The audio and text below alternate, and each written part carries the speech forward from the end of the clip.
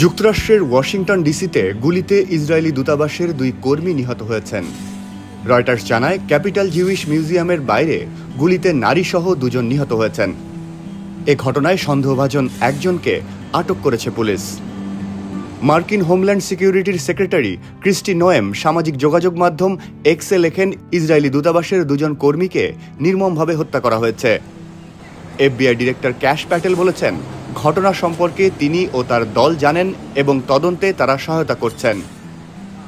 Washington পুলিশের প্রধান Pamela Smith এক সংবাদ সম্মেলনে বলেছেন, সন্দেহভাজন ব্যক্তি এলিয়াস রদ্রিগেজকে হাতকড়া পরানোর পর তিনি অস্ত্রটি কোথায় ফেলেছিলেন সেটি জানিয়েছেন এবং সেই অস্ত্র উদ্ধার করা হয়েছে।